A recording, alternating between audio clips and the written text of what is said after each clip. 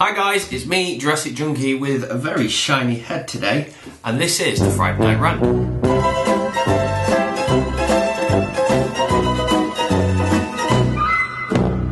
So I hope we're all having a good day. The sun is gorgeous, and I've been doing DIY, and I feel like a solar panel. I've just been out in the sun, and it's just recharged my batteries, and I'm very happy.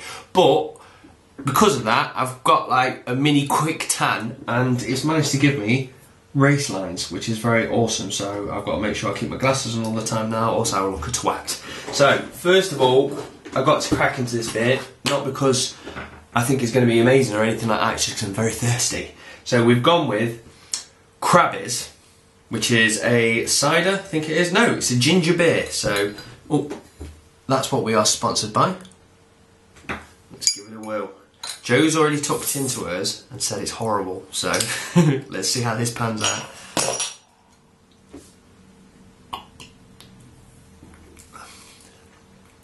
Yeah, it's gingery, but I like it. But it's got the right ginger hit. That's nice, that's refreshing. I don't know, it whacks you and you go, ugh, and then it goes away and you go, ooh. So yes. If you want a beer, then this is the one. I've had a few issues this week, and it's been down to Nintendo. There's a few Nintendo things I'm going to be saying, so if you think I'm hating it, just hold on, just hold on.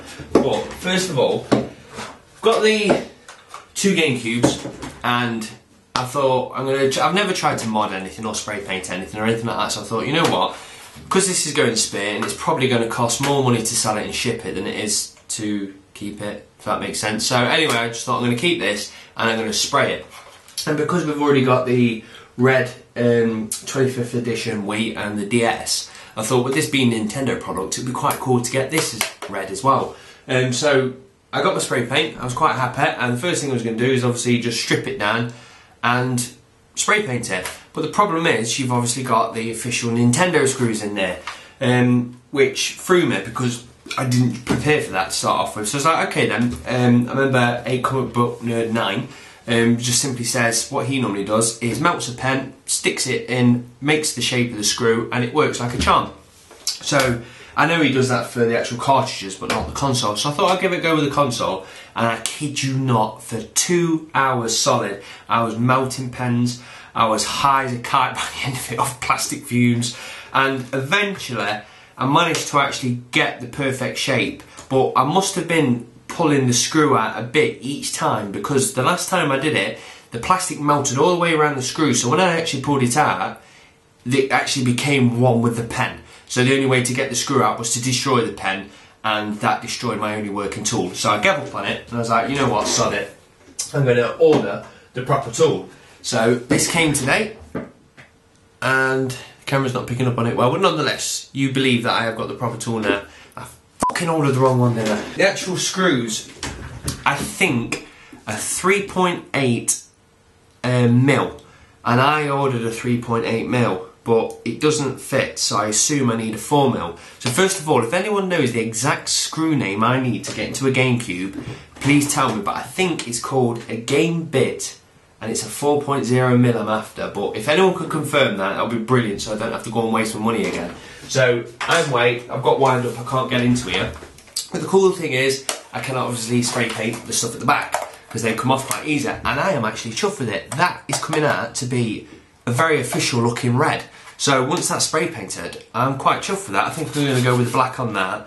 But that's got me onto something I wanted to talk about, and that is, why the hell do they have to use stupid screws? And I'm not saying this is necessarily Nintendo's fault. I know a lot of manufacturers with all different products use stupid screws to stop us getting in there. But at the end of the day, if we're opening up a device, we've got a reason why we want to get in there. And just because it's a stupid screw, we ain't going to change our mind. We're going to get in there anyway. So all they're doing is prolonging it by a week while we order the necessary parts. And by doing that, we are now paying money into people who sell them products. So for instance, I was going to get the actual official part off a mod chipping website. So obviously they're making money off illegal stuff against Nintendo or whatever mod chips they're selling. But they have the tools, so you know what I mean, I'm not necessarily doing anything illegal, but I'm funding them, and that's Nintendo's fault because they didn't give me proper screws. So I can't understand why they do it, because I'm going to get in it anyway. But like I say, it's not just necessarily Nintendo. But I remember when I opened my 360, I had no problems at all. I've got a normal basic tool set, got in that fine, opened it up and it was okay. And I know a lot of people are going to say, well, it's so you don't void the warranty. Just put a void sticker on it, so when I do crack it open, it rips it. Then it's got a void on it, I can't send it off and get it repaired under warranty, it's fine. If I want to get in it, let me get in my device that I have purchased. So that's one little thing I just wanted to moan about. But then it got me thinking really, I've been thinking a bit this week. And I've been saying a lot about Nintendo. I've been saying a lot of bad things. And I've been thinking that, for one, I'm going to be doing the podcast at last on Saturday. Two of my mates are doing the podcast properly. So we've just been talking about a few ideas we're going to be talking about on Saturday. And I've kind of thought, actually, we need a bit more diversity, I think, because we kind of just play 360 and occasional one of the lads play PlayStation. And we play a bit retro goodness, but we're going to kind of leave out the Nintendo side of things because none of us really play it. So I thought it would be good if I actually played some Nintendo stuff so I can bring something different to the conversations.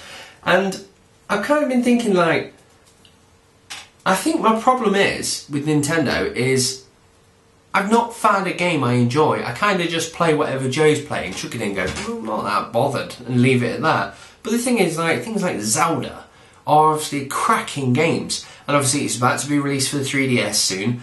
And it's kind of got me thinking, you know what, I need to stop badmouthing Nintendo. In fact, Tom Weldon, I'm going to stop badmouthing Nintendo. I'm going to find a game that I want and I'm going to fall in love with and buy the entire series. I'm going to get a 3DS within the next month and play it and then form an opinion about it. I'm going to make sure that I'm going to get some time in for the Wii. In fact, once I complete Alley Noir, I'm going to put only time into Nintendo so I can see if I really will like that product. And I am excited about the new Nintendo console. And if I don't like it after all that, I'm going to f***ing rant about it. But no, I just think, I'm not necessarily giving it bad press all the time, it's just I haven't found my thing that I enjoy. And what I'm going to do this week is I'm going to start off with some N64 because I've not played this yet because I haven't brought the expansion pack. So I'm going to get the expansion pack, I'm going to crack on with this, I'm going to try and get myself all Zelda and excited about it. Joe's got it for the DS now, so I'm going to jump onto the DS and have a crack. And Joe's crying out for 3DS now. She didn't want one up until Zelda was being released, and now she's all excited for it. And I was like, I'd like to have that kind of excitement. So I'm going to stop badmouthing it. We're going to sell a few bits and bobs to put towards a 3DS, and we're going to get one this month along with the Zelda on launch, and I'm going to start playing it. So yes, my views may change over the next few days. So enough of Nintendo. Call of Duty have decided that they're going to start doing a subscription for Modern Warfare 3. So before you all start going crazy, for the people that don't actually know what I'm talking about, this subscription is simply for people who want to get more out of the game. So you haven't got paid to play online, luckily enough. It's just going to give you some extra features. So obviously with that coming out, and I like to know things, I'm not going to ever pay for the subscription, but I like to know what it is. I kind of watched the trailer for it, and it was done very well. It was done like a gamer was talking kind of thing. And they've done it again. It kills me. I've been saying all the time, like, sod Call of Duty, I'm going to go with Battlefield because that's a superior first-person shooter. I say it all the time, but I've watched that COD trailer and they've got back into me again. I'm like, I'm buying Modern Warfare 3, and I'm like, how do you do it every single time? But I'm not bothered actually, because the thing is, even when I do play it, like Black Ops, I must have got about 40, 50, 60 hours out of it. Then I sold it. But at the end of the day, it always holds its value, so I probably got about 30 quid for it. And if I got 60 hours out of a game and lost a tenner, that's bloody good going. So I'm buying it. I'm not going to sit there and go, I hate it. I'm going to chuck my money into it, and I know I'm going to enjoy it, because at the end of the day, Battlefield's there to be on with friends and have a proper war game. Whereas Call of Duty is just a giant frag fest, and at the end of the day, there's nothing wrong with that. So I'm back onto the Call of Duty bandwagon. Also this week I found out there's some bad news really. there was word on the street that there was going to be a Fallout MMO, and it wasn't going to be done through the official way. Apparently Interplay was working on one, and they released like they've released some screenshots. I've never seen the trailer as such, but they had like a video of somebody flicking through postcards, and it was showing you some screenshots of what was going to be within the MMO. And I was like, yes, this is cool, because Fallout Online would be awesome. And I've got really excited for it, and every so often it dies down, and they give you a bit more information, it dies down. And it's came now that apparently they're in legal action for saying that they're not allowed to create this game, and apparently they're hemorrhaging money left, right and centre. So it looks like that's not actually going to happen, which is a very, very sad story. I really would have liked to have seen that game actually come out, so I'm pretty gutted about that. Oh, it hits, it hits. Oh, that was very feminine. It hits. Also this week, I've not got the money really to be doing these things, but I thought LA Noire is coming to an end. I've not put enough time into it this week because I've been very busy at work, but I can easily see me finishing that this weekend, so that's going to get sold. I've also got the return money from Play for Brink, so I've got all in all probably about 60-70 quid spare to actually spend on gaming. So I thought, I'm buying Duke Nukem Collector's Edition. I can't really justify paying 60 quid on a game, but I was umming and ahhing getting Duke because a lot of my friends have been saying I'm not bothered about getting it, and when they kind of say that, I'm like, well, I'll wait until either they want to buy it or the price drops and I'll play it by myself. I only buy like games at full whack normally if I'm going to be playing them online. And then something hit me and I thought, you know what, I'll be really pissed off at myself because 12 years ago there was a tiny kid, and I remember that tiny kid was me, and I had a game magazine and it says Duke Nukem Forever, and I looked at them original screenshots and I was like, oh. And then over time the screenshots got better because they kept on changing their engines, and I've been always getting excited and excited, and then when I found out the information that it had died and it disappeared, I was really gutted. And obviously it's came back again now under the new developer, and I kind of get excited again, and I just thought, actually, how the hell can I not buy this game on release? Because my child, or myself, if that makes any sense, would be angry at myself. I can't wait 12 years for a game and then when it's here just go, I'll wait for it.